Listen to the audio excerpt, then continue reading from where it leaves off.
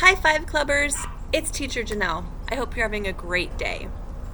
I'm in my backyard, and right now in my backyard, there are a lot of sticks laying around. I have two little boys who like to play with sticks. Sometimes they like to have sword fights, and sometimes they like to make things with them. I picked out 3 sticks that I found in my backyard. The first one looks like this. It's a straight stick, and I like to hold it up and down.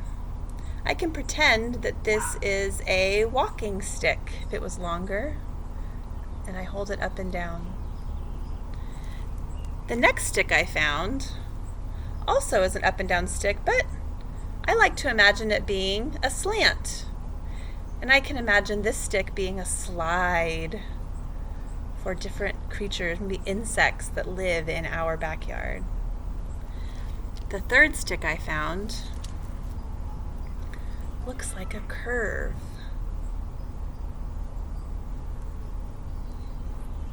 And I like to pretend that that might be a tunnel that insects can climb through. As I was playing with my sticks in the backyard, I thought about my letters and how the letters that some of you are learning to write are made up of either slants that look like this, straight lines that look like this, or curves, which can be this way, or sometimes even this way, like a tunnel. You might not know what I'm talking about, but I'm going to show you by just writing a few letters. Does anybody remember the name of the school that we used to go to? You're right. If you said Explorer, it's Explorer.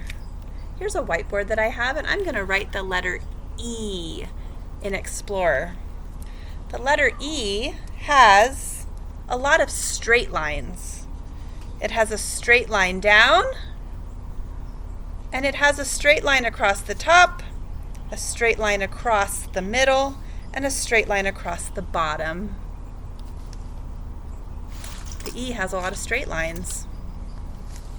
The next letter in Explorer is the X, and the X has slants in it. I like to call them slides. You slide down one side, and you slide down the other side. That's an X. X, P, P.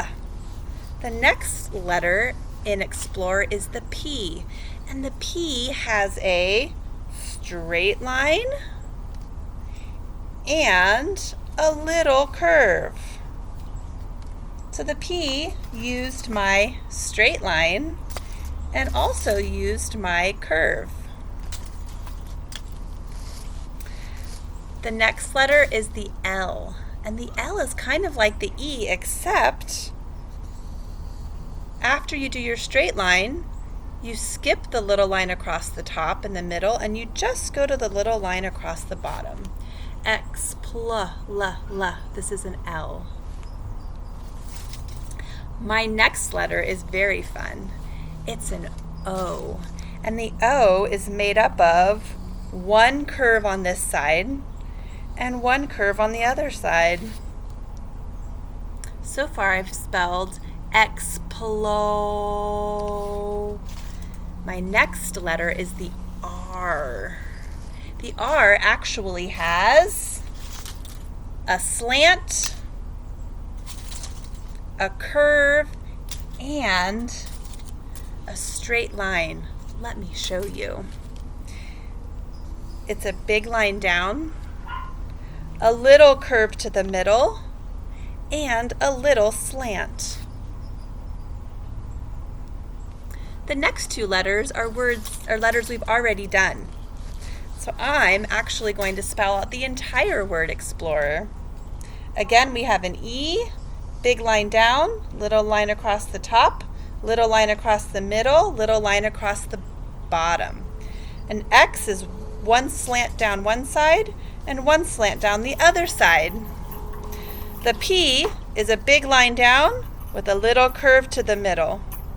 The L is a big line down with a little line across the bottom. The O is one curve followed by another curve. The R is a big line down, a little curve to the middle, and a little slant. And then we have an E again.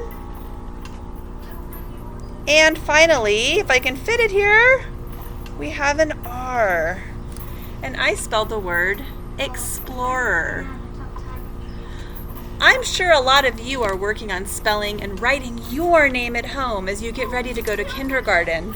So I wanted to let you know that I bet you most of your names can be made using a big line, a slant, or a curve. If you practice writing your name using those strokes, I would love to see you post it on your class Padlet. Teacher Jenell misses you and looks forward to recording a video for you again soon. Bye-bye.